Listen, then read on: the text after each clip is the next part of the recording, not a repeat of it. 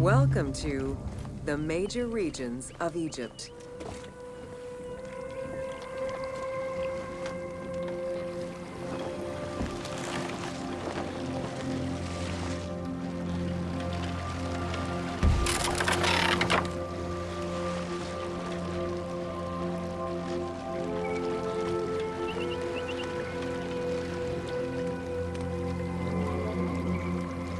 Life in ancient Egypt was concentrated along the shores of the Nile and divided into two regions. Lower Egypt was situated on the Nile Delta near the Mediterranean, and Upper Egypt was at the south reaching into Africa.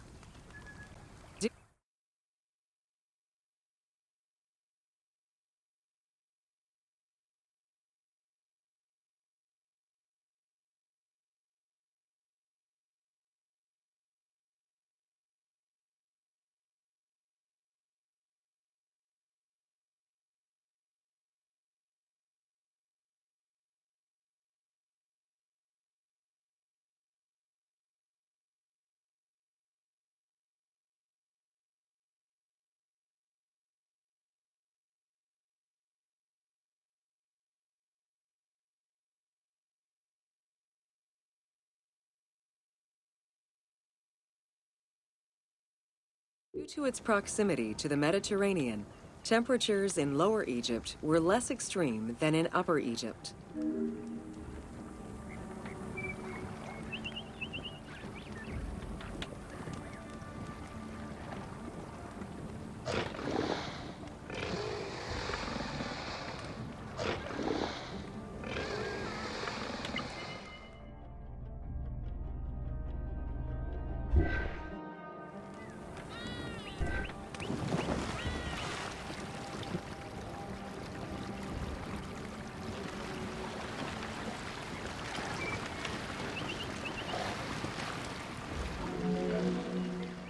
Until 3100 BCE and the unification of Egypt, each region had its own pharaoh and crown.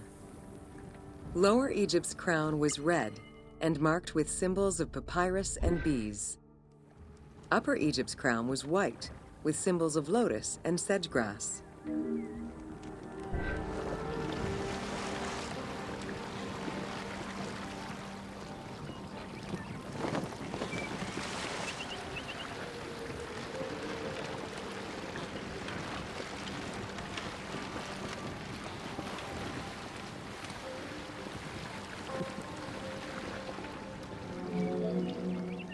Both regions had competing major cities, most notably Memphis in Lower Egypt and Thebes in Upper Egypt. There were different religious cults in both regions, each worshipping their own major gods.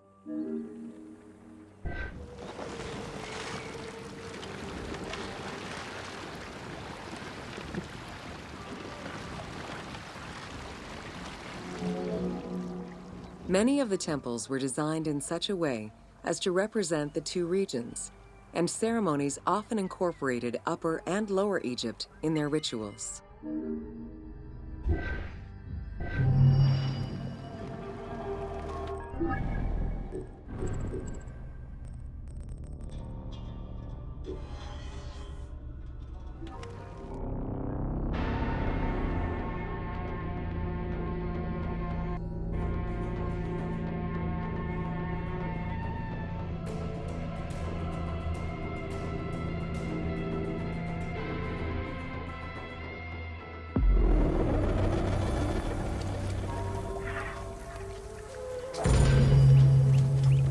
Welcome to Bringer of Life, the River Nile.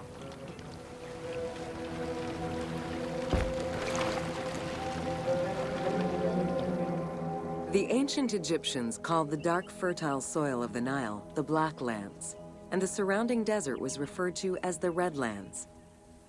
The dramatic difference of productive land opposed to barren desert had a deep influence on cultural ideology, mythology, and religion.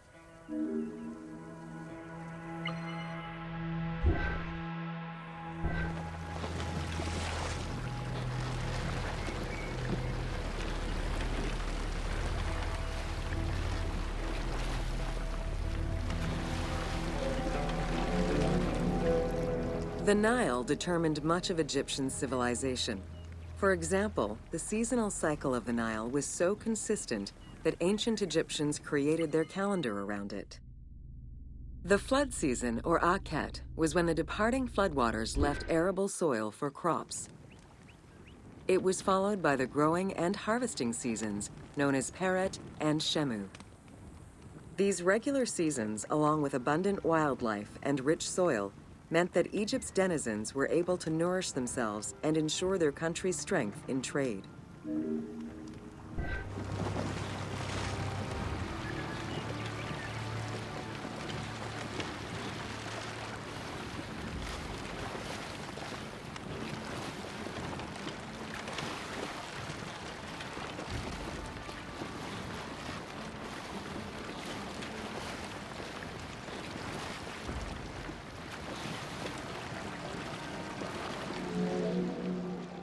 The River Nile, flowing from the south to the north, neatly traversed through both Upper and Lower Egypt. All of Egypt's major cities were built along this narrow ribbon of life. Protected by mountain ranges and deserts which acted as natural barriers to enemies, and sustained by the Nile's plants and wildlife, Egyptian civilization enjoyed economic and cultural prosperity for over 4,000 years.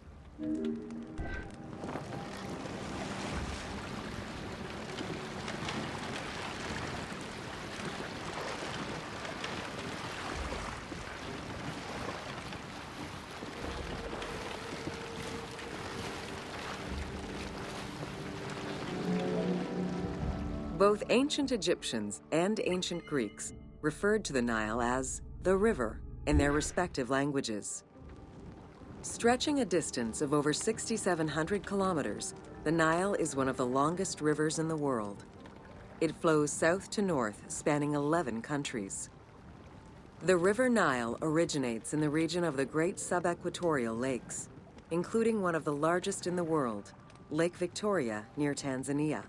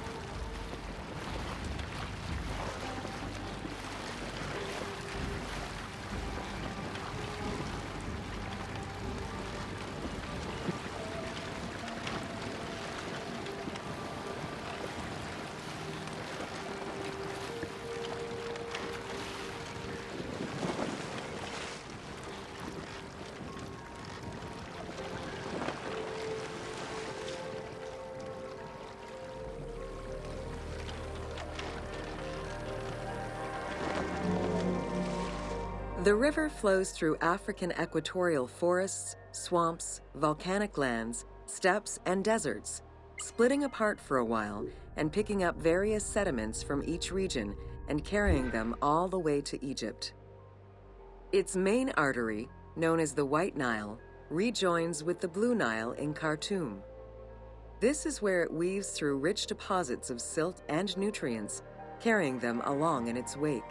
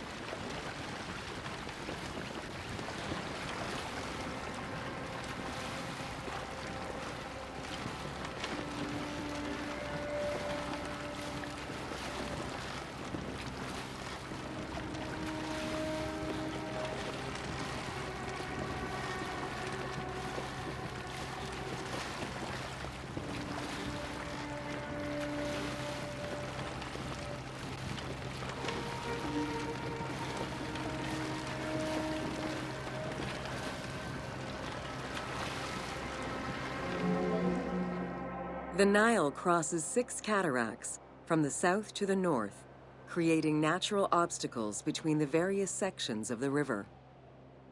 The cataracts are long zones of about 100 kilometers, where the bubbling and rapidly swirling waters advance tumultuously amid enormous heaps of rocks and benches of hard stone.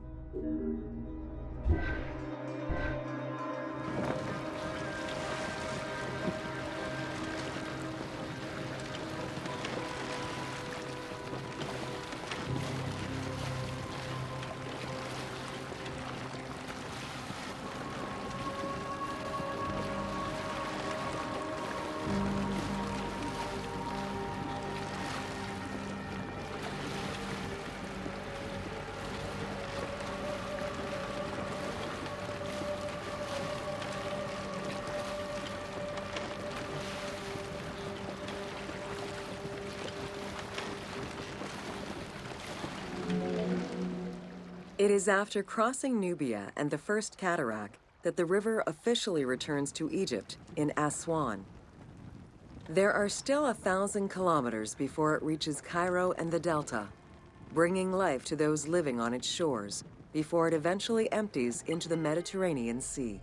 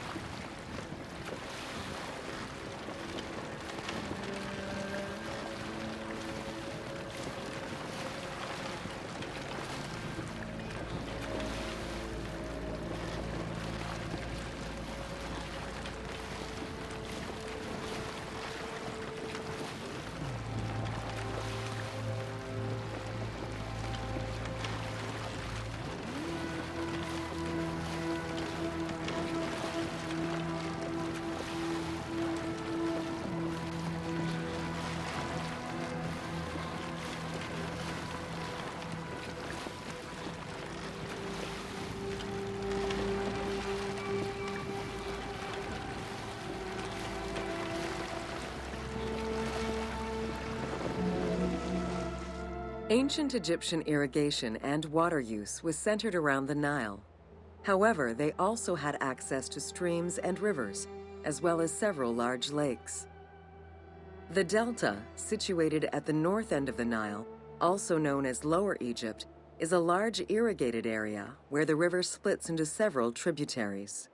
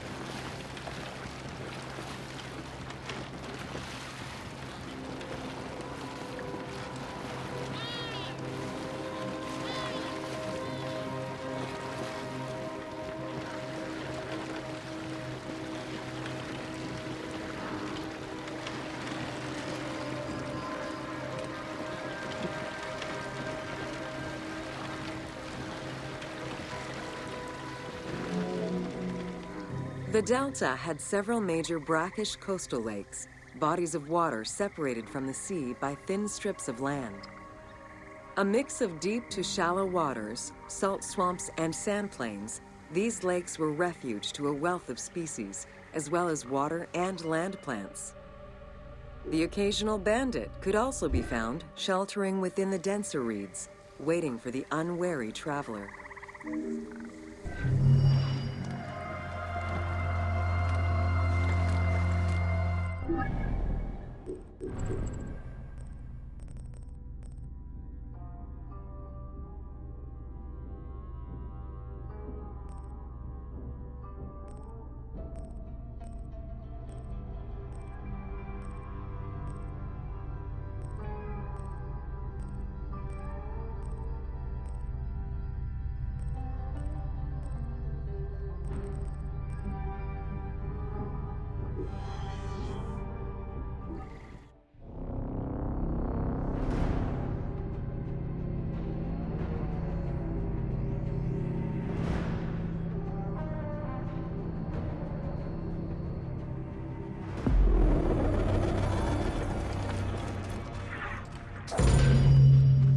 Welcome to Deserts of Egypt.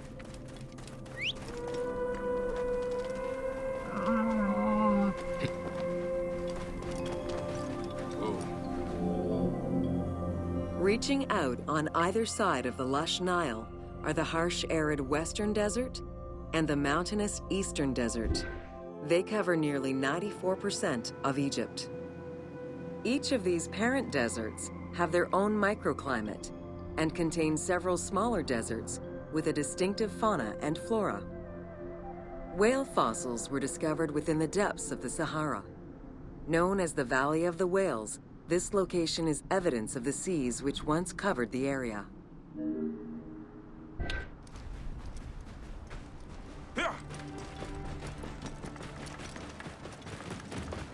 Whoa.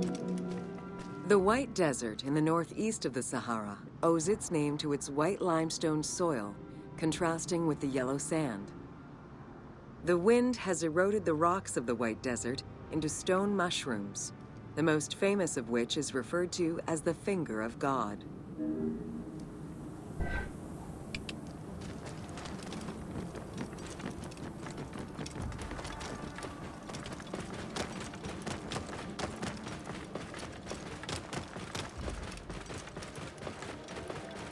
Whoa.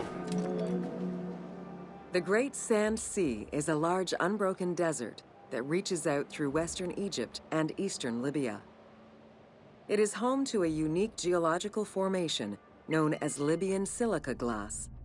The pale yellowish-green material ranges from pebble-sized fragments to glass rocks the size of rough boulders.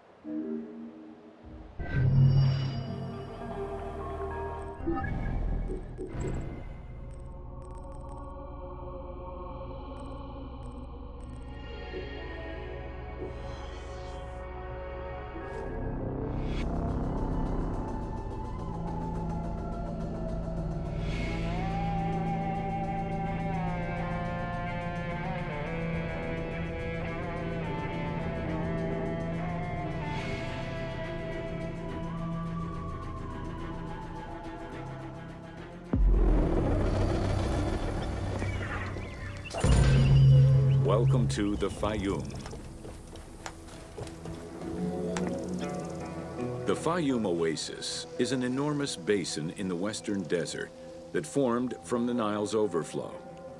As such, it is not considered a true oasis, though it gives its name to the region, which covers Lake Moeris. The oasis harbors some of the oldest archaeological artifacts of the region, indicating that the area has been inhabited by hunters and gatherers since the Neolithic period.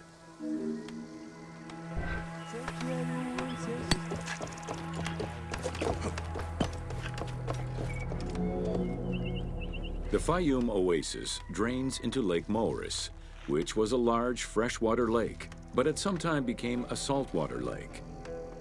In the 12th dynasty, ancient Egyptians redirected the water flow with a dam and dug a supply canal using the lake as their reservoir. Irrigation enabled them to continue growing crops of figs, grapes, and olives year-round.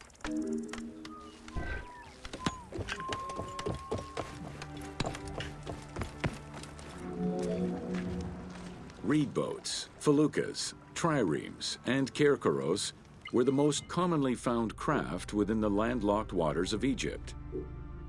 They were used for various purposes, ranging from daily fishing, trade, warfare, and travel, to the ferrying of massive stone blocks used to build the great monuments of Egypt.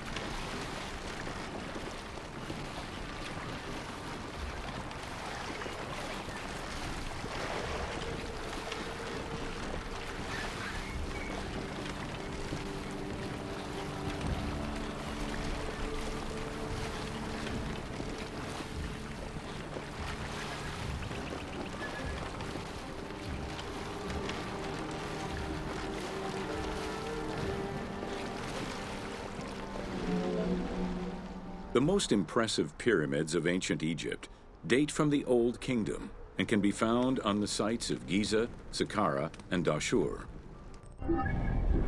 However, one particularly famous pyramid of the time is located elsewhere. During the Middle Kingdom, some pharaohs chose the faiyam as their final resting place. One such ruler was Amenemhat III. His pyramid left a mark on the imagination of antique chroniclers. They refer to it as the Labyrinth, mostly due to the vast mortuary temple complex at the foot of the pyramid. Herodotus mentioned that he had visited 12 courts and over 3,000 of its chambers. But he was also well known for being prone to hyperbole.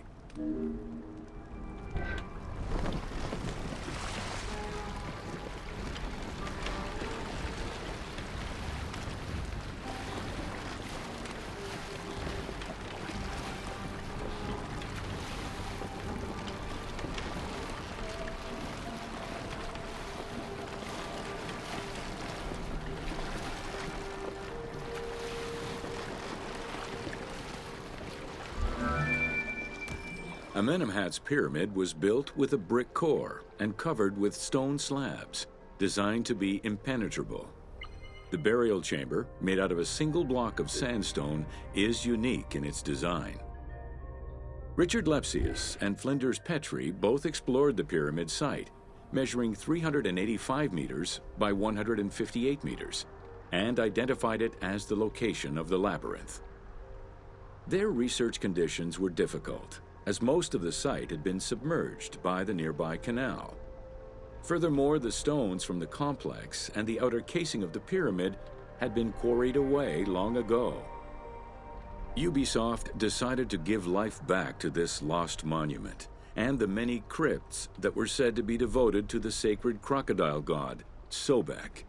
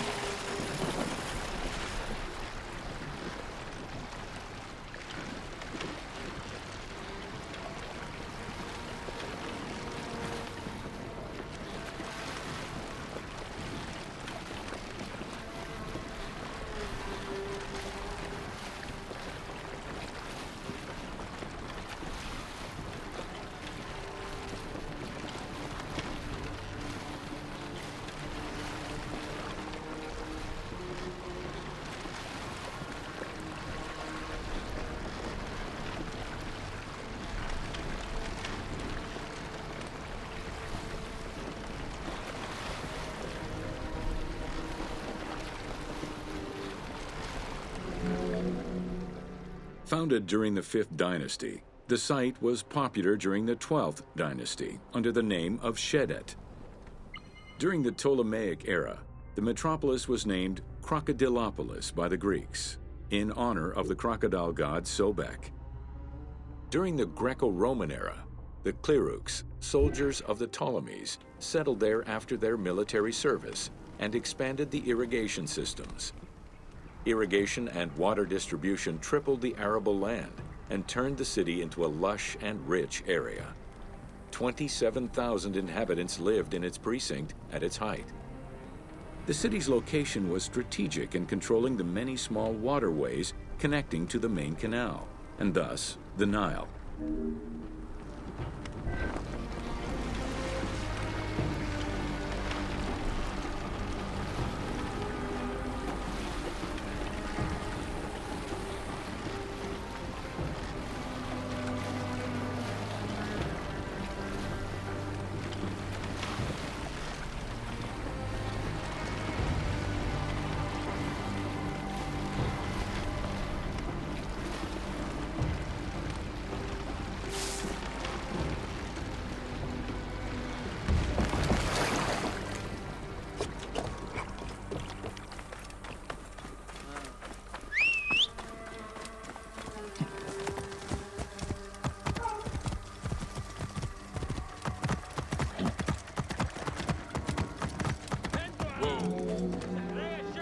The region's main cult was that of Sobek of Shedet. a divinity associated with water and fertility, both very important to an area that depended on irrigation. Many local villages had the title Town of Sobek added to their official designations. During festivals, ancient Egyptians recited hymns to Sobek, asking for his divine intervention. Greek settlers and later Romans would help the Temple of Sobek's economy to flourish by adopting the local embalming mortuary rites. Their sarcophagi were beautifully painted and adorned with amazingly realistic portraits.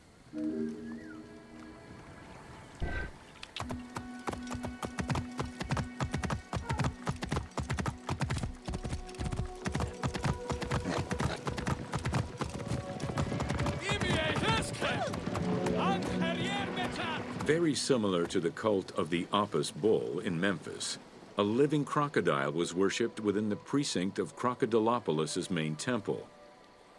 Known as Sobek to the Egyptians and Sukkos to the Greeks, it was reported by Strabo that priests fed it with meat, wine, and honeyed milk. They covered its body with jewels and gold. After its death, it was embalmed and placed within the crocodile's grotto, alongside thousands of other mummified crocodiles.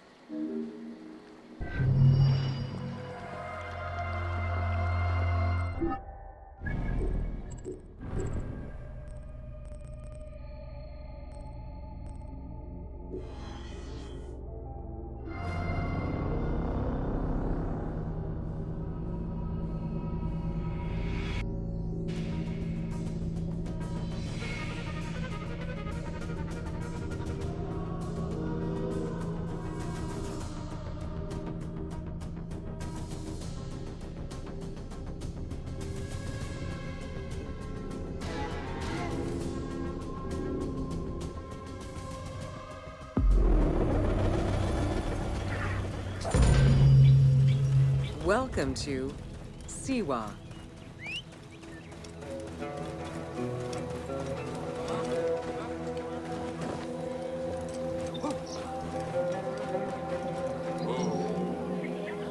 The SIWA oasis is in the western desert of Egypt. Geographically, the SIWA oasis is located in a depression 20 meters below sea level. Its natural springs and warm climate aided in the bountiful production of date trees. Though clearly influenced to some degree by Egyptian and African culture, the area's isolation resulted in a unique society and language. While they worshipped the same deities, Siwan temple architecture differed from traditional Egyptian temples.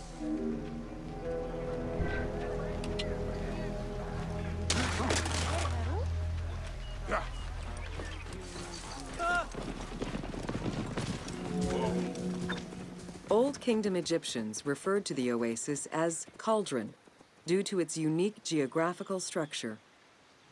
Oases were crucial for nomadic tribes and caravans.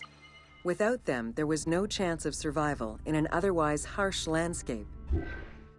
As such, oases quickly became hubs for trade, as well as areas of political control.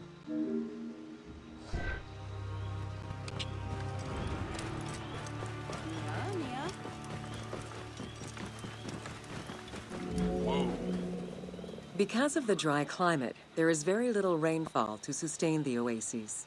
Instead, underground rivers flood the natural basins. Since many oases have a north-south orientation parallel to the Nile, some geologists suggest they were once tributaries of the mighty river. There is evidence that ancient Egyptians attempted to create some oases.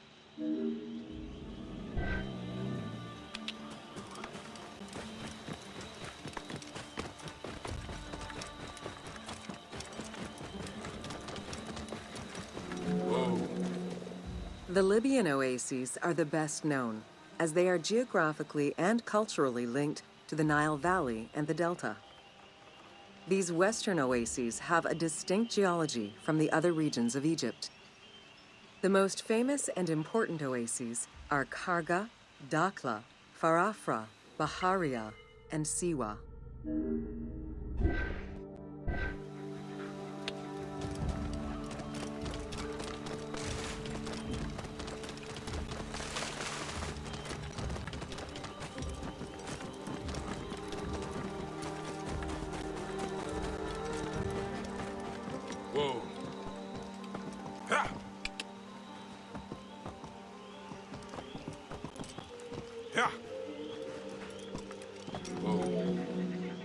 The Spring of the Sun is one of many thermal sources in SIWA, with the particularity that Cleopatra would have bathed in this one, giving it its name. The presence of the source beneath was attested already by Herodotus during the 5th century BCE, when the oasis was called Amuneon by the Greeks of Cyrene.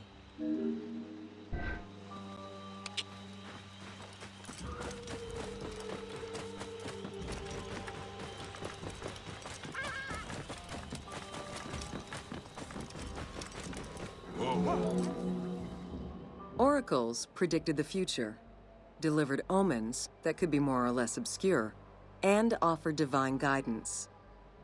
The Siwan oracle was considered one of the 3 greatest of the ancient world, alongside the oracles of Delphi and Dodoni. Because of the Greek colonies in Cyrenaica, the temple associated Zeus with the worship of Ammon.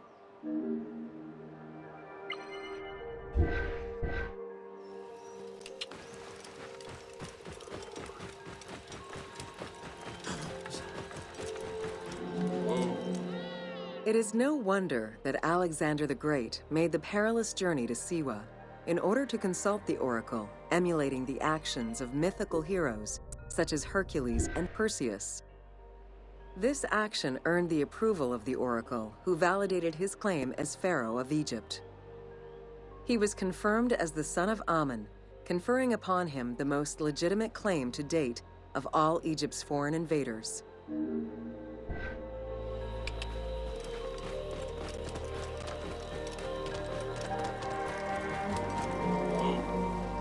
The powerful and the rich would send gifts or travel great distances in order to ensure their good fortune by gaining the blessing of the Oracle of SIWA. Every successful blessing only increased the soothsayer's prestige. Runner Eubotus, a famous citizen of Cyrene, consulted the oracle in order to know if he would win the 93rd Olympic Games race in 408 BCE. He did, enhancing the standing of the Siwan oracle in the process.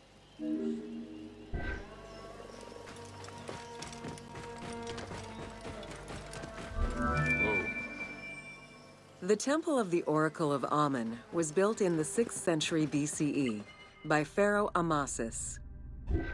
In the game, its entrance is guarded by ram-headed sphinxes, the animal representing Ammon. They were inspired by similar statuary located at the British Museum. Another option would have a Greek-influenced representation of Zeus Ammon, a human-headed sphinx with horns. This representation of Zeus Ammon was very popular in SIWA.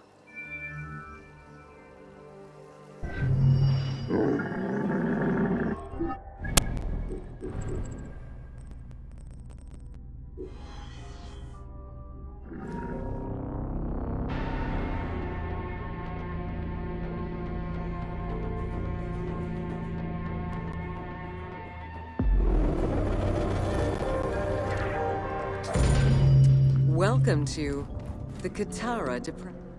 The Qattara Depression is located in the northwest part of Egypt. Reaching 18,000 square kilometers, the basin is 133 meters below sea level and covered with salt. It is the second lowest point in Africa, after the Afar Depression.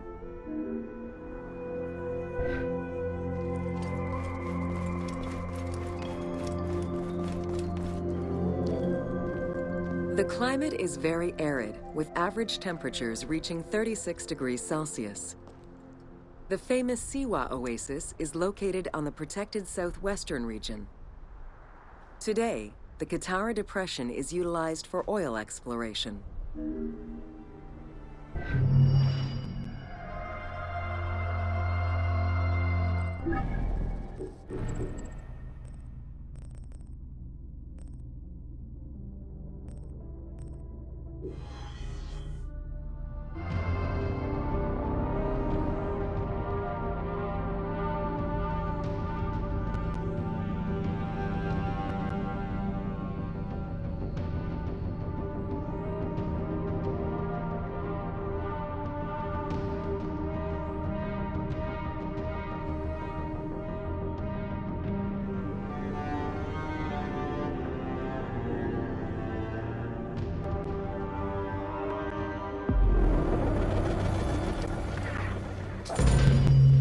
Welcome to Rediscovering Egypt. In the 19th century, the increased intensity of tourism and excavations, as well as the outflow of antiquities to other countries, threatened Egypt's archaeological heritage. Egyptians took part in this destruction by ransacking sites for artifacts to sell, quarrying stones from ancient monuments, and removing sebak, ancient mud bricks, to reuse for their own purposes.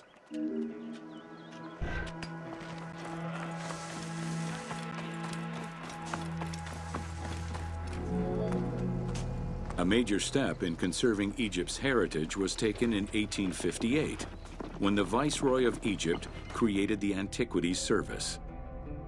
Supported by a team of foreign scholars, Auguste Mariette exerted an iron grip on the service. He carried out his work across Egypt and into Nubia, intervening on almost every major site.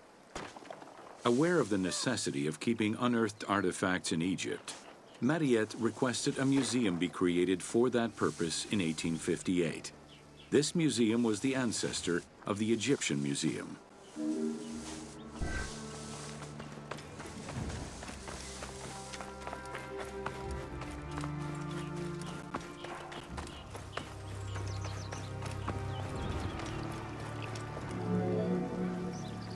Gaston Maspero, Mariette's successor, expanded and reorganized the Antiquities Service and instigated laws regulating the export of artifacts. French scholars ran the service until it passed into Egyptian hands in the 1950s. As of the mid-19th century, Egyptology was fast becoming a recognized discipline within both private institutions and learned societies.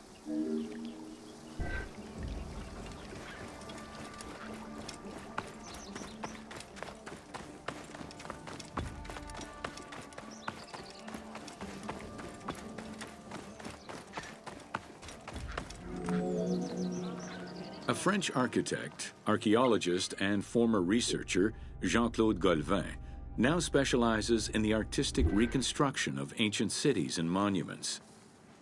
To date, he has created more than 800 drawings, which include 3 volumes focusing on the reconstitution of ancient Egypt. His work is exquisitely detailed and can be found in books and museums around the world.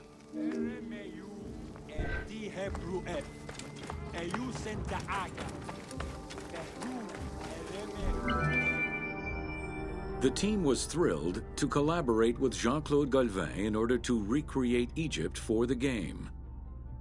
In the 19 exclusive watercolors he created for the team, Golvin used scientific data as the base and then extrapolated to provide a full interpretation of various locations and monuments in ancient Egypt.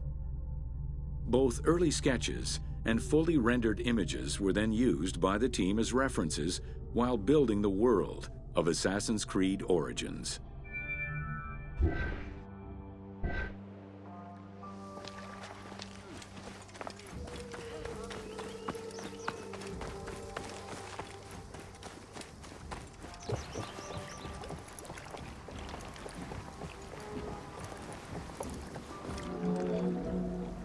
Although ancient Egypt's rich religious culture and its mortuary monuments continue to be investigated, the modern discipline of Egyptology has shifted focus. Rather than single-mindedly retrieving impressive artifacts, Egyptologists today focus instead on increasing the body of knowledge. In the past, excavations took place in the field, and while that is still the case today, much of the work on Egyptology now takes place in libraries and archives.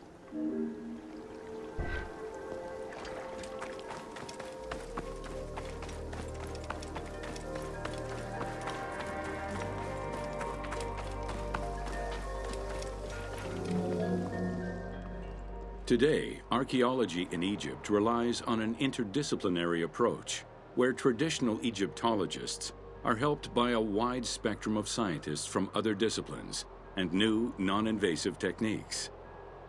GPS data, satellite imaging, and ground-penetrating radar allow archaeologists to gain a sense of what lies underneath the ground before excavating.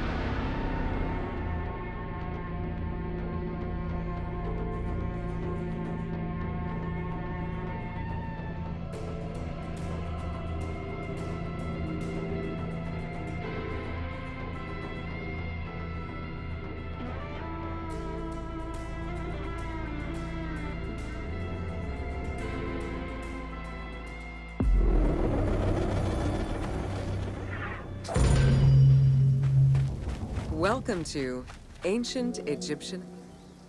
Hieroglyphics were used as sacred writing, appearing on monuments, statues, and sacred papyrus texts. The earliest symbols that resemble hieroglyphs were on pottery dating back to 4000 BCE. This stylized form of signs and drawings was the only writing used from its ancient origins to the end of pharaonic history. Ancient Egyptians referred to hieroglyphs as the writing of the gods.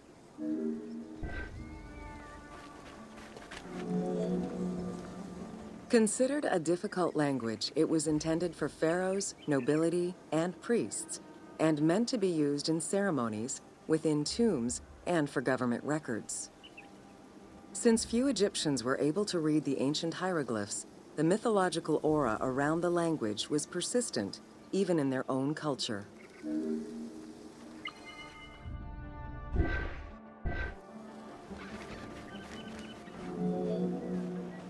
The structure of hieroglyphs offers insight into Egyptian culture, not just in what the translations say, but in the structure of the symbols themselves. They were found on tomb walls, on sarcophagi, on statues, and on pottery, and were meticulously recorded in countless ancient papyri.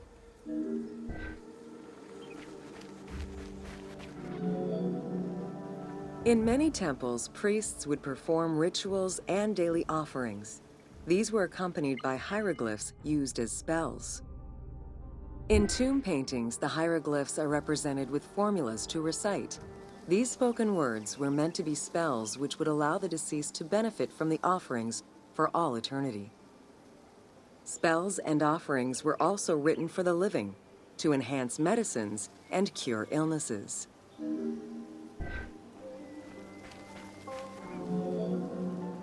The most famous of ancient Egyptian documents is the Book of the Dead.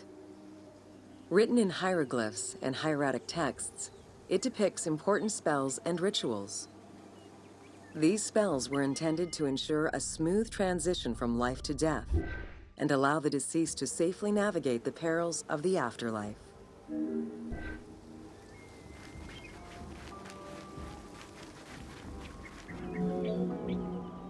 Even after it was deciphered, the reading of hieroglyphs remained difficult at times due to the many directions in which they can be read.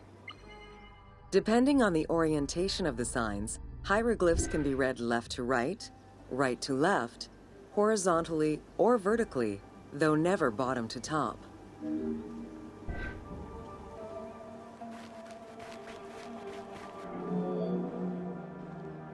A clue on which way to read is to first notice which direction the figurative signs are facing.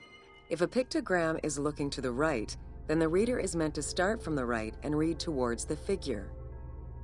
Column text on a papyrus begins from the right, then goes top to bottom for each column.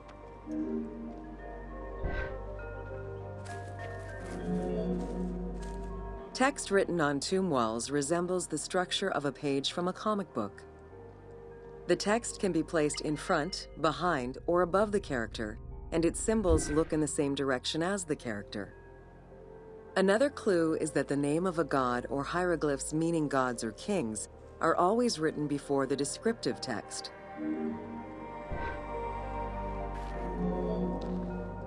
Compared to alphabetical languages, Egyptian hieroglyphs have more symbols. Confronted with the absence of vowels, the Egyptians invented a category of signs. When placed at the end of words, these signs help inform its meaning. For instance, a drawing of a lion will refer to a lion and also relate to the abstract concept of a lion as something dangerous or powerful.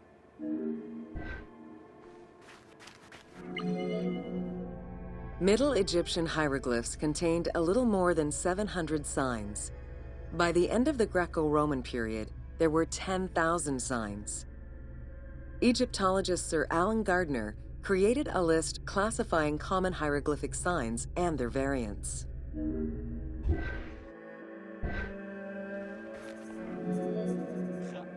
Ancient Egyptian languages have many similarities with Asian and African languages. They have evolved in similar ways to the various forms of written Egyptian. These languages belong to the Hamito-Semitic group. There were 5 clear evolutions in the Egyptian language, each with their own distinctive structure.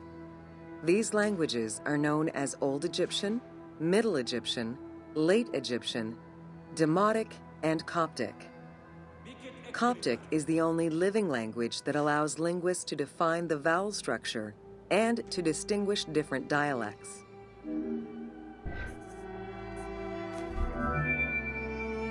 While hieroglyphs and hieratic script give us an idea as to how the ancient Egyptian language was structured and written, the way it was spoken is still up for debate. The team opted for English as the spoken language, with the characters using ancient Egyptian and Greek words and accents. The language that is spoken in the background by the crowds is largely based on Sir Alan Gardner's Egyptian grammar. To help resurrect a dead language, we consulted Egyptologists and dialogue coaches to establish our target sound and cast actors with Arabic, Hebraic, and African backgrounds to bring the game to life.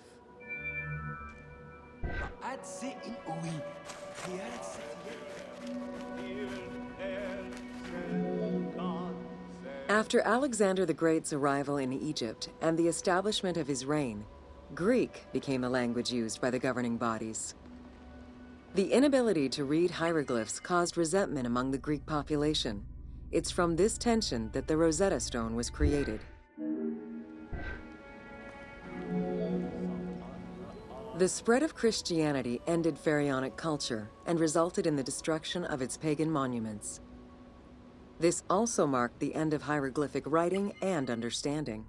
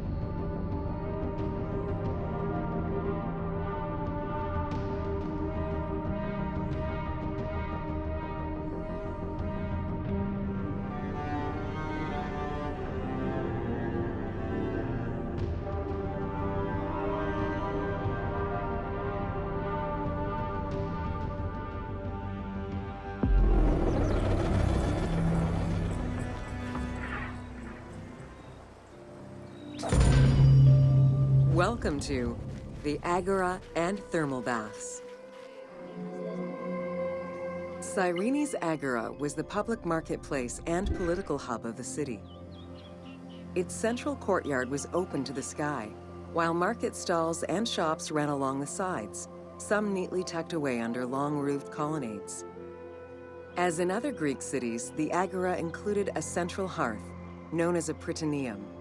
This place served as Cyrene's official embassy where guests were welcomed to the city.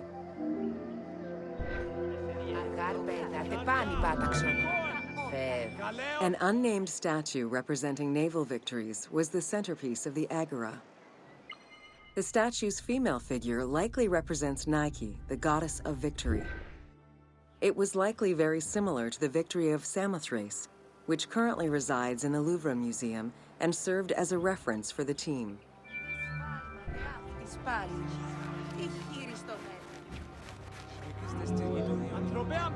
The Cyrene agora also displayed many temples and monuments celebrating its founding king, Batos, and the city gods. There were 2 altars associated with the Temple of Apollo and a marble statue base dedicated to the goddess Libya.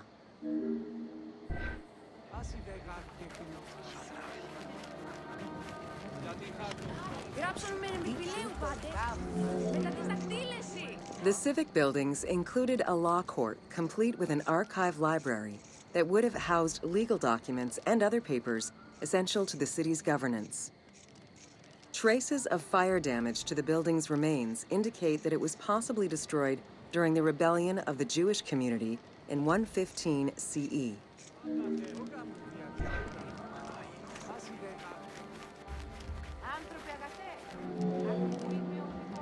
Public baths were common in Roman and Greek cities, and Cyrene held true to this tradition. 2 thermal baths from different eras were discovered among the ruins. An inscription at the entrance of one of the baths is presumed to be attributed to the owner. It dates the building to the Hellenistic period.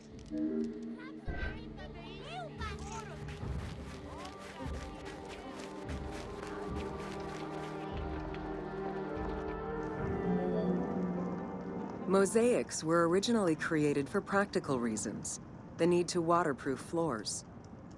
Imported by Greeks in Egypt and Cyrenaica, the designs represented either scenes from daily life, marine fauna, or mythological figures. In addition to traditional Greek motifs, they also integrated concepts specific to Egyptian culture, such as the Nelumbo.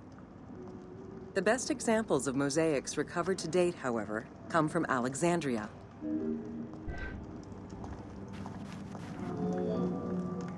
The Cyrene baths were fitted into an underground tomb dated somewhere between the 8th and 6th century BCE.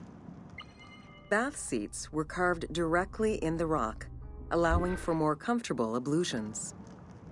As with many of the public buildings, the thermal baths were elaborately decorated.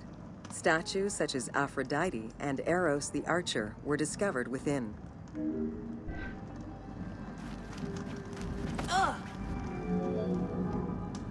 The frigidarium, a pool of cold water, was the first room visitors entered. It was followed by the tepidarium, or tepid water area, and then the hot water room called the caldarium. Water for the thermal baths was sourced from a natural spring. Burning stones were deposited into the water to create steam as required. The flowing water of the spring ended in a cistern and fountain referred to as the aqua augusta.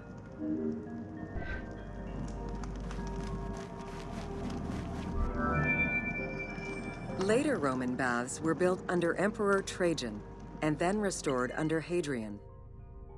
After the earthquake of 365 CE, they were replaced by baths of Byzantine design, with stones from the old thermal baths used in the reconstruction. The team relied on documentation describing the baths built under Trajan in order to create the location available in the game.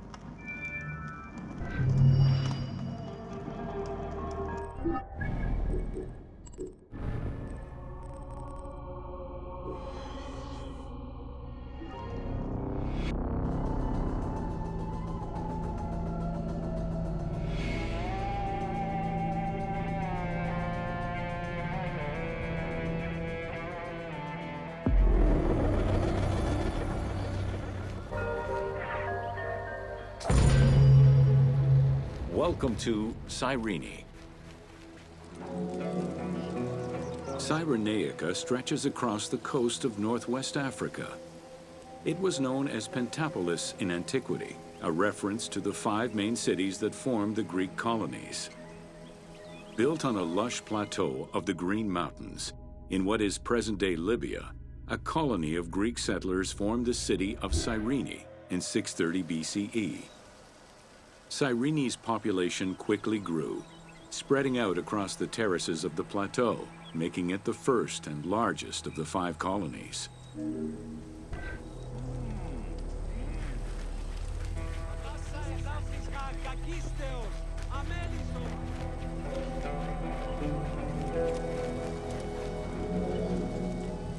The city of Cyrene was founded by Batos Aristotle, guided by the Oracle of Delphi.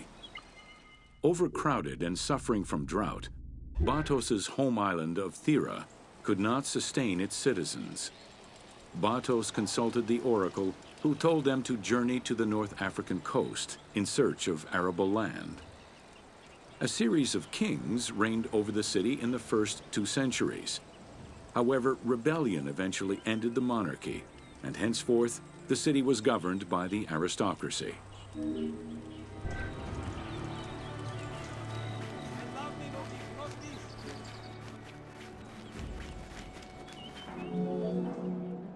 The key features of Cyrene were temples dedicated to gods, Apollo, Demeter, and Zeus, alongside Ptolemaic gods such as Isis and Serapis.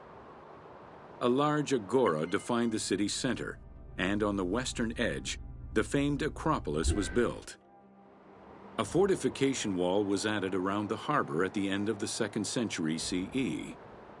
As the city grew, more buildings were constructed beyond the walls.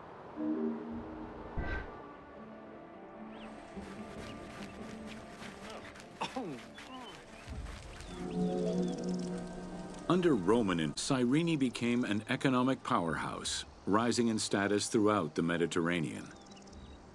Cyrene's school of medicine rivaled all others except for that of the Greek city Kos. Some of the great minds in ancient math, astronomy, and geography were born or established in the various schools of the city, which included an institute of philosophy founded by Aristippus, a pupil of Socrates.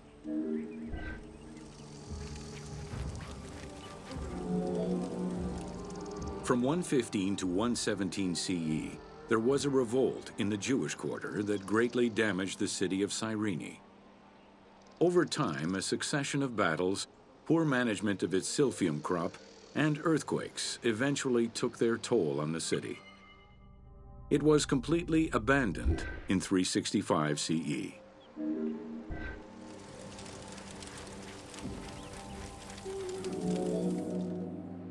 The nearby port of Apollonia was an ideal location, with its natural cove, sheltered by 2 islands and rocky inlets. Along with a lighthouse, the port was later equipped with quays and warehouses to accommodate the increased shipping traffic.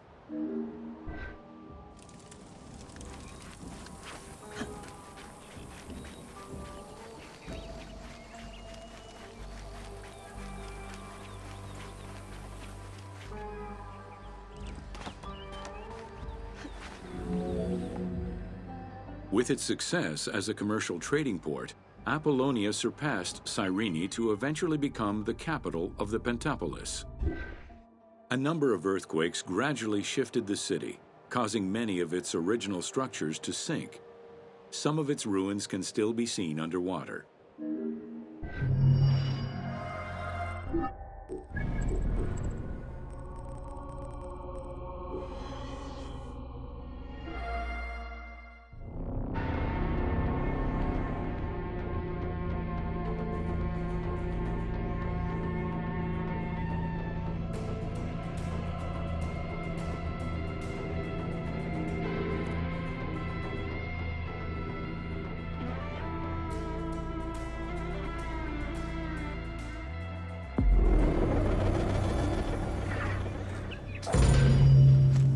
Welcome to...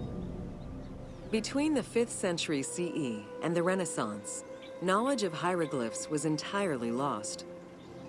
Many enthusiasts tackled the challenge of deciphering the language with little success. Some groundwork was made with various researchers identifying names and some grammatical structure, and confirming that cartouches were markers for royal names. They were still missing a critical piece of information that would eventually be revealed thanks to the discovery of the Rosetta Stone.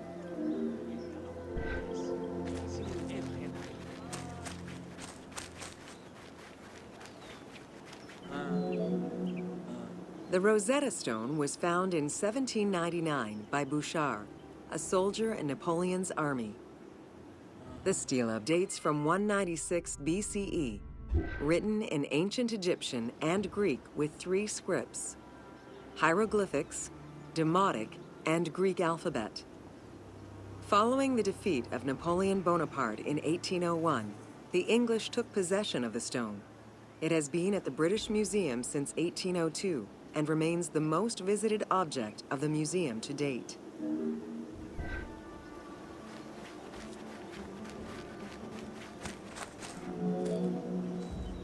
The first translation was of the Greek section only in 1803. It detailed a decree of Pharaoh Ptolemy V, reminding the citizens that their pharaoh had led Egypt to prosperity. It was fully translated 20 years after by Jean-François Champollion, who was working with a facsimile.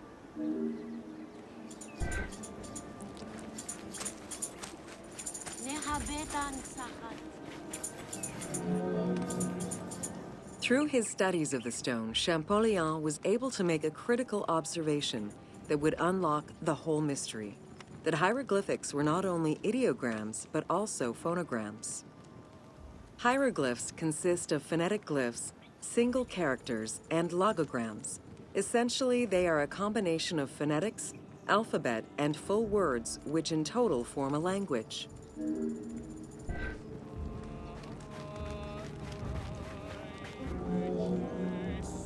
While studying the stone, Champollion realized that there was a difference in the number of hieroglyphic characters in relation to the number of Greek characters for the same word. This led him to believe that hieroglyphs must have phonetic characteristics. This was the first step to unlocking the Rosetta Stone's secrets.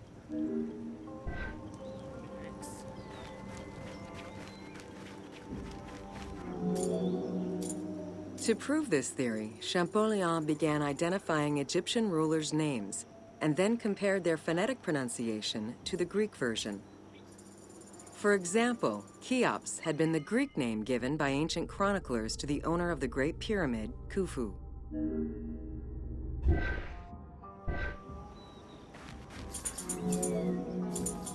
The next step for Champollion was to confirm that his approach was verifiable by using the Philae obelisk as an additional reference. Engraved in the obelisk are 2 inscriptions in Egyptian hieroglyphs and Greek. Once he confirmed the names of Ptolemy and Cleopatra within these texts and confirmed the same phonetic patterns as on the Rosetta Stone, Champollion knew he was on the right track.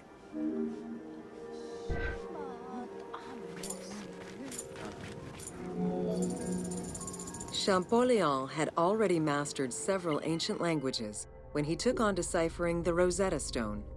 He used his knowledge of Coptic to identify the solar disk hieroglyph on the obelisk as the phonetic translation of Ra.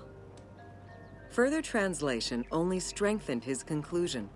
Egyptian hieroglyphs encompass the alphabet in both phonetics and determinative ways, which means that the symbol represents the word itself.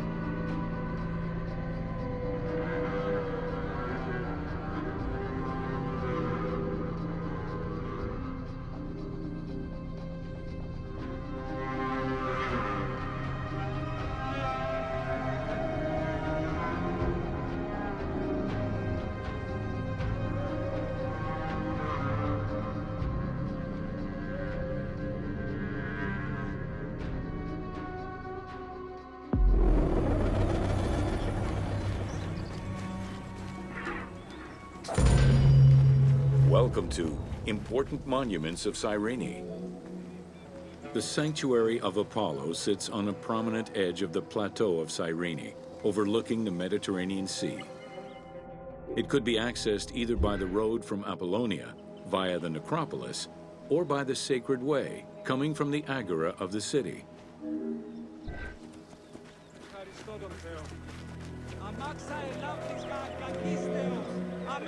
The abundance of temples and statues throughout the city reflect the various Greco-Roman and Egyptian cult influences over the centuries. Temples dedicated to Apollo, Cyrene, and Zeus stood alongside those of Ptolemaic gods, such as Serapis and Isis. Numerous fountains were decorated to represent other gods, including the city's namesake, Cyrene.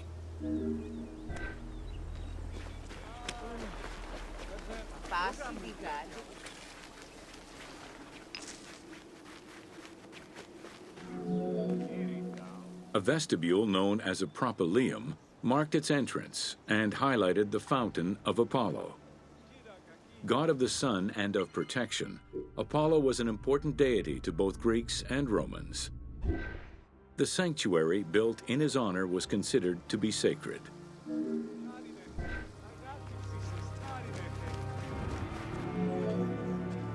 The imposing temple was built on a natural cornice, stretching more than 200 meters in length and roughly 50 meters in width, and was surrounded by a vast Doric colonnade.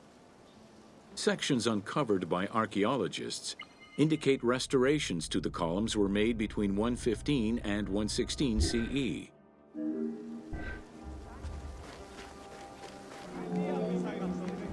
The altar was located in front of the temple. Both are estimated to be the same age, though restored at different times. Many bulls were sacrificed each year at the altar in honor of Apollo. The imprint in the stone of the ring used to strap the animals down is visible to this day.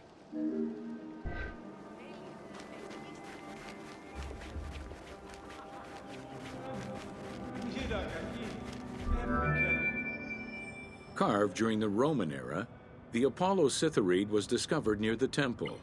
It is considered an important archaeological find. The statue of Apollo was in pieces when it was uncovered. Remarkably, most fragments were found, and the restored statue is currently at the British Museum. The team extrapolated the statue's final look based on the current partial reconstruction and placed it inside the temple to reflect the patron deity of the area.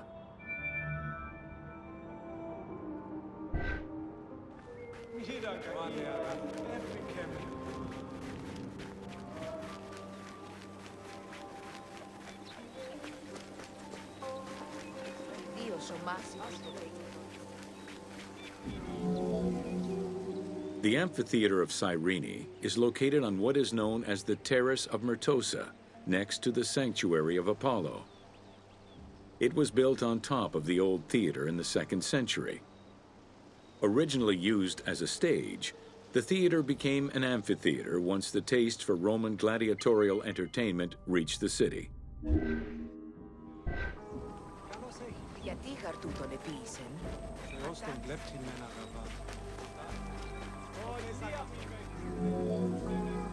Entrances were placed at both ends of the amphitheater. A wall replaced the first 2 rows of bleachers as protection from the array of wild animals in the ring. The tunnel used for the parade of beasts and gladiators circled the arena, unlike the Roman Colosseum's tunnel, which was beneath the amphitheater. The basement and corridors accommodated both the gladiators and the animals, and included lifts that raised the traps into the arena's center.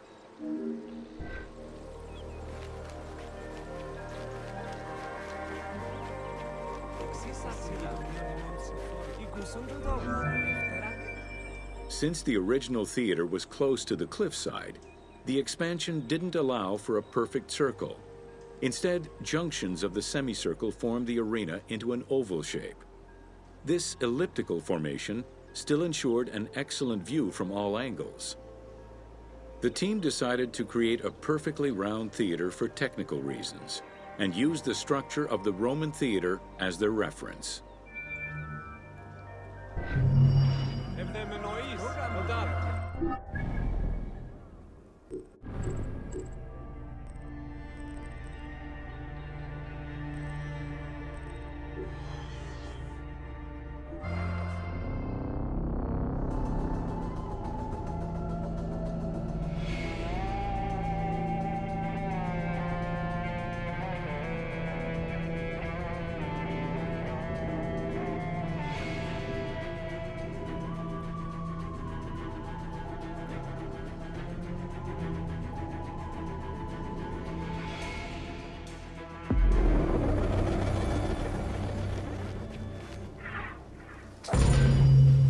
Welcome to the Acropolis of Cyrene. Located on the western edge of the city, Cyrene's Acropolis was smaller than the one in Athens, though its high vantage point provided protection for the city. At its entrance was a single door, flanked by two towers. An inscription, legible to this day, states that the walls and the citadel were restored in the time of Augustus.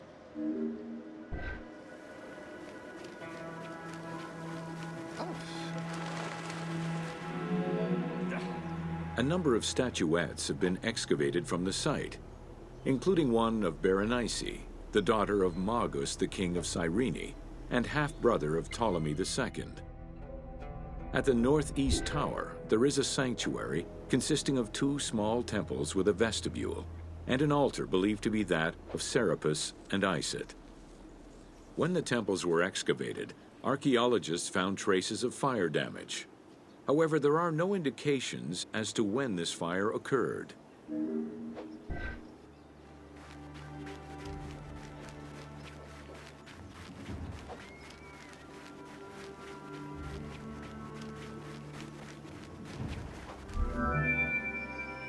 In the 20th century, a fortification was built above the ward to defend against an invading army.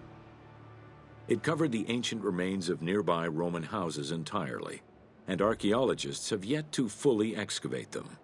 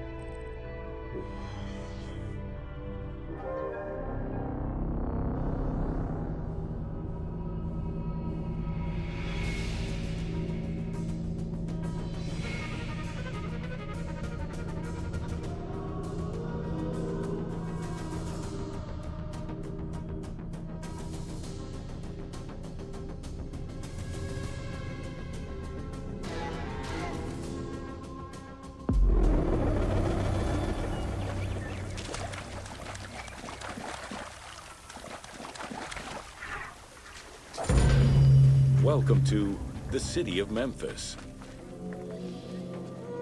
Throughout all ancient Egyptian periods, cities had one thing in common. They were situated along the Nile's shores.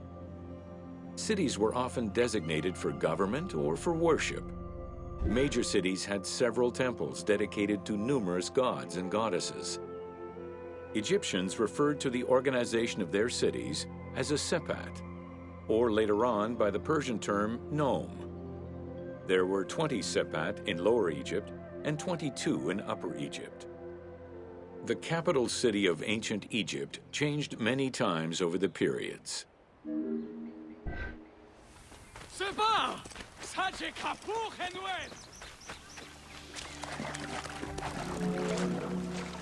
One of the largest was Memphis, located in Lower Egypt.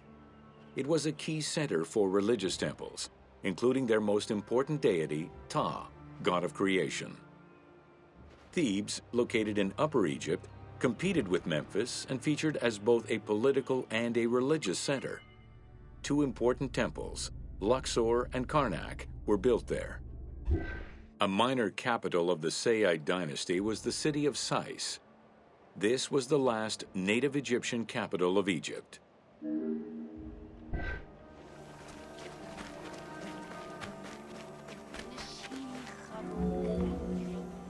During the Third Dynasty, under Pharaoh Djoser, Memphis became the first religious and administrative capital of Egypt.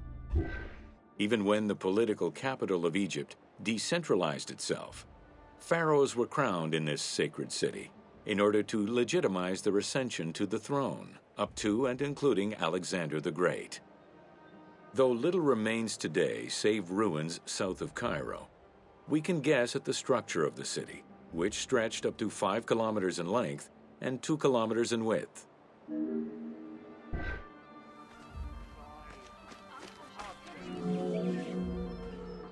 Memphis was also referred to as the city with the 100 doors, or the white walls.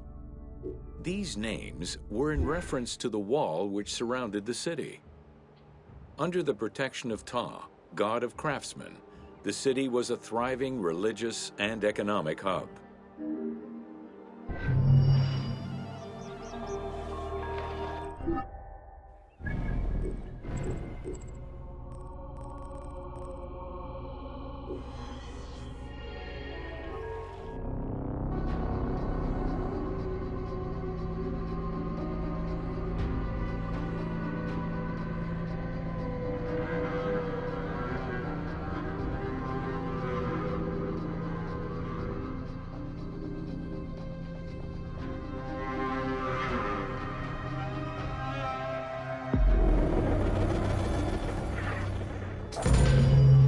Welcome to Natron is a colorless salt that was used by ancient Egyptians for food preservation, cleansing products, and glassmaking.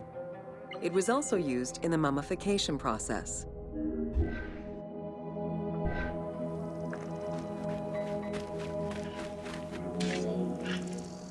During the ceremonial embalmment ritual, the priests packed the body in natron in order to remove all of the moisture. Once the body was thoroughly desiccated, they could begin the wrapping.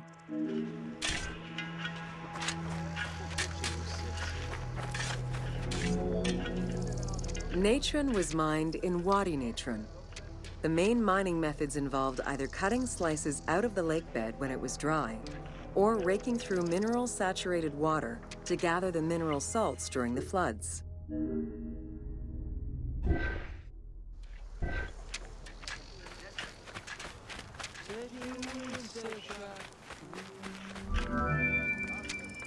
Both techniques are still used today and inspired the team in their recreation of the mines located in the mountains northwest of Memphis.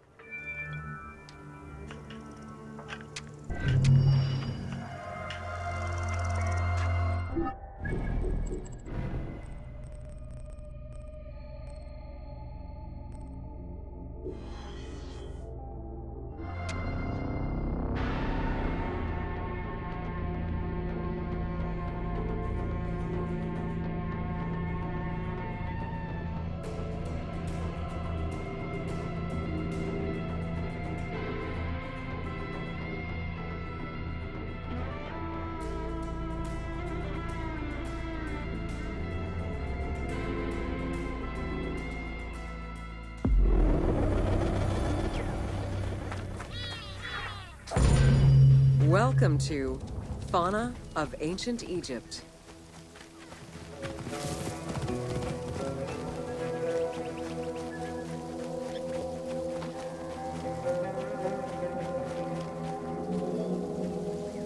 Both domesticated and wild animals were features in ancient Egyptian bas-reliefs as early as the First Dynasty.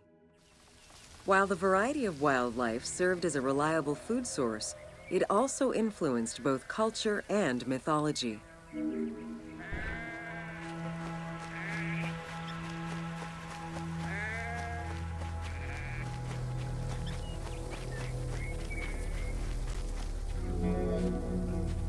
Egypt's terrain allowed for a diverse range of animals, including panthers, rhinoceroses, elephants, and many variations of antelopes.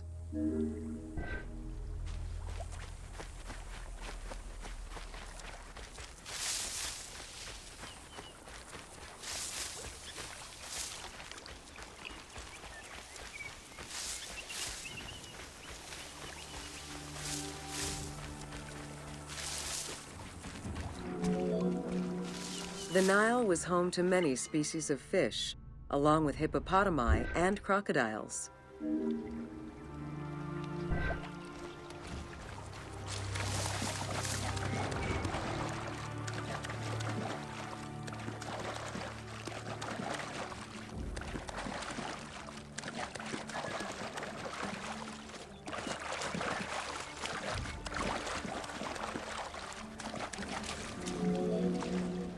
The wide variety of birds that populated the riverbanks, from raptors and waterfowl to songbirds, were all cataloged within Egyptian hieroglyphic signs. Encounters with reptiles and insects, such as cobras, scorpions, and scarabs, influenced hieroglyphs and art.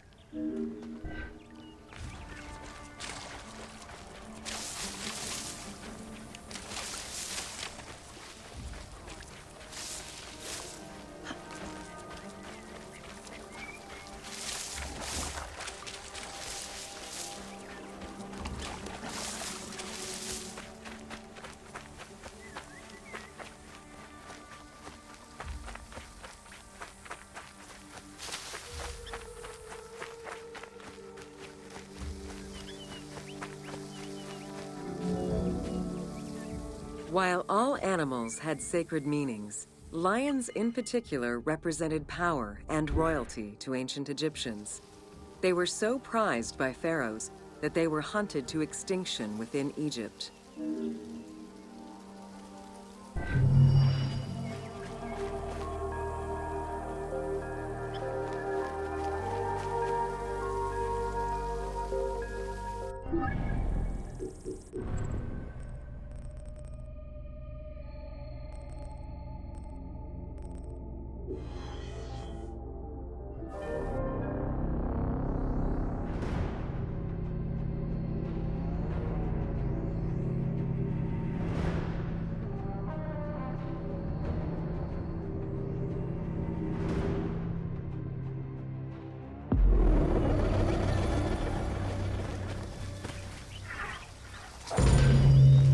Welcome to Flora. The climate and unique geography of the Nile Delta offered a wide variety of plant species. Many of these plants served as sustenance for ancient Egyptians and as crops for trade. The Nile's consistent seasons allowed Egypt to sustain itself for centuries.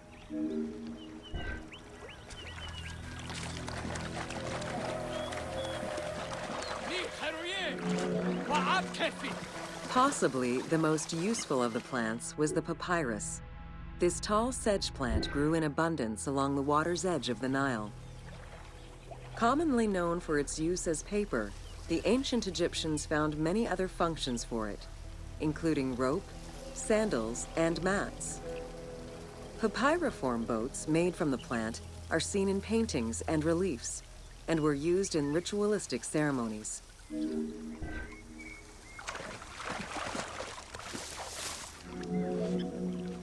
There were many types of trees along the River Nile, such as the date palm, carob, and tamarisk.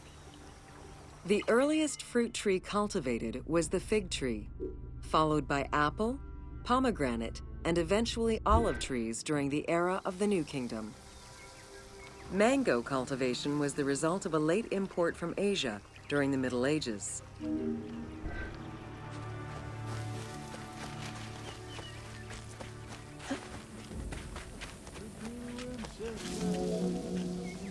Some trees were associated with gods, such as the acacia with Horus. The divinities Thoth and Seshat were depicted inscribing the reign of the king into a Persea tree. The sycamore was connected with the goddess Iset, patron of the ritual of life.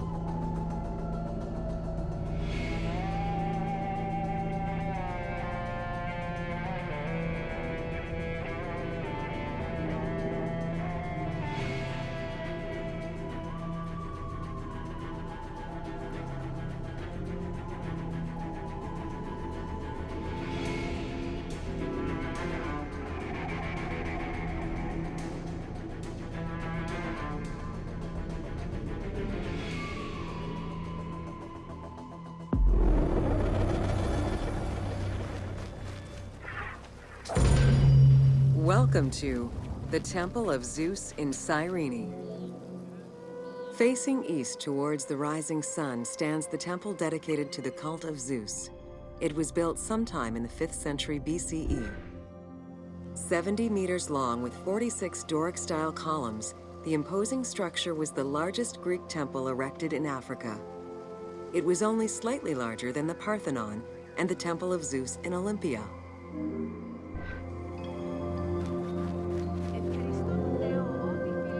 The exterior was designed with the decorative elements common to Doric architecture. The dimensions of the columns were different, giving visitors an impression of uniqueness when viewing each facade.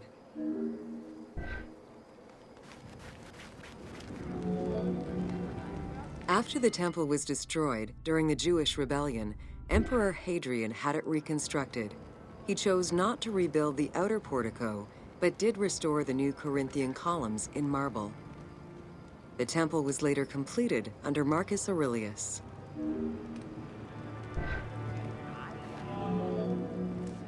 In the time of Augustus, a faithful but smaller imitation of the Olympian Zeus was used to be worshipped.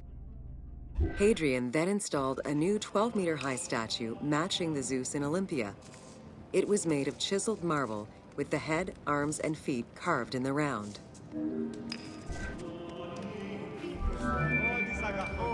Archaeologists confirmed that there was a monumental statue of Zeus in this temple, though experts remain divided on whether it was one of Zeus or one more specific to the cult of Zeus Ammon. The team elected to place a statue of Zeus Ammon in this location, knowing that Cyrene was central to the spread of this cult in the Greek Mediterranean area.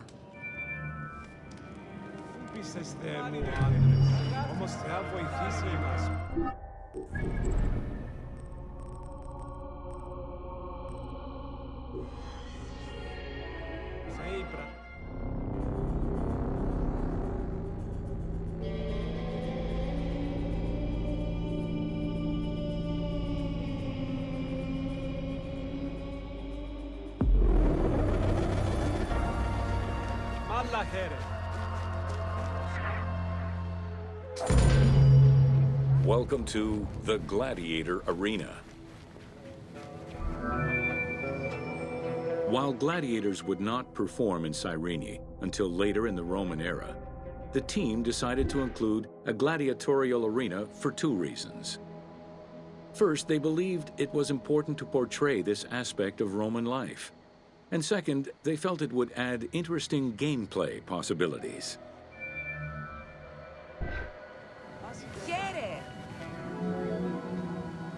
The first gladiators to enter the arena were prisoners of war. It was a spectacle of violent clashes between men and against wild beasts that lasted nearly 1,000 years.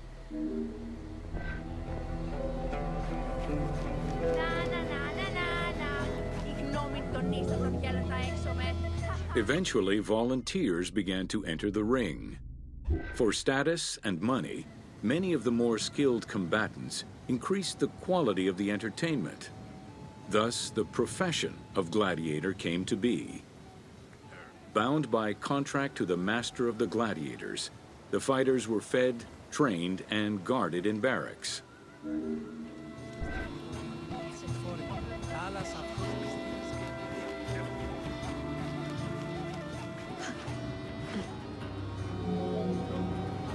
Gladiators were separated into heavy and light armored fighters, each with their own set of specific armor and weapons.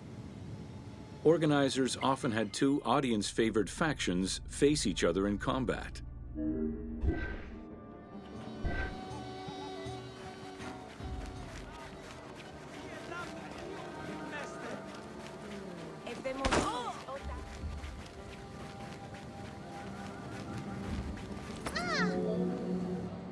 The events were highly organized. Fights were held with a background of music and supervised by a referee. Death, either in the course of combat or by decision, was not always the only way out for the loser. Several were released due to their performance and gained great notoriety as celebrities.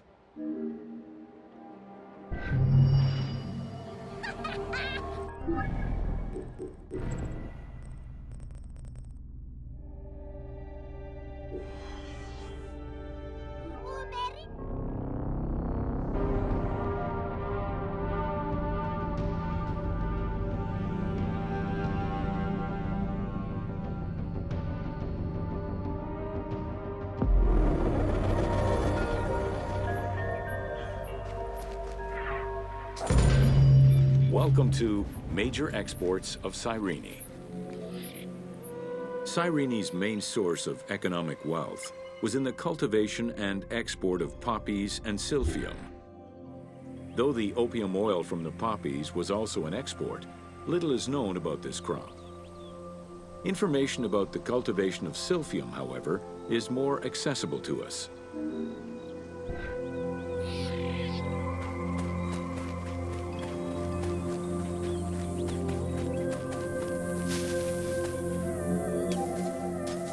Silphium, with its yellow flower, was considered a gift from the sun god. Grown solely in this region near the Mediterranean Sea, silphium extract was exported at high prices and was so crucial to the wealth of Cyrenaica that it was depicted on their coins.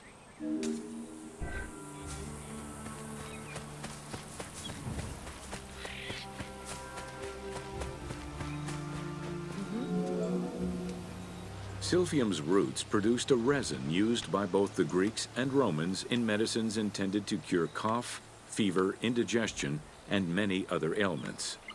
It was also used as a contraceptive. In a compilation of culinary recipes from the 4th century BCE, the herb is mentioned in various recipes, including a flamingo dish.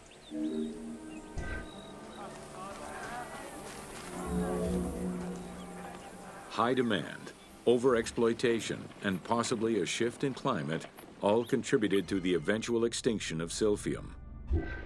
The last mention of it dates from the 4th century CE, and to this day, no traces of this plant have been identified.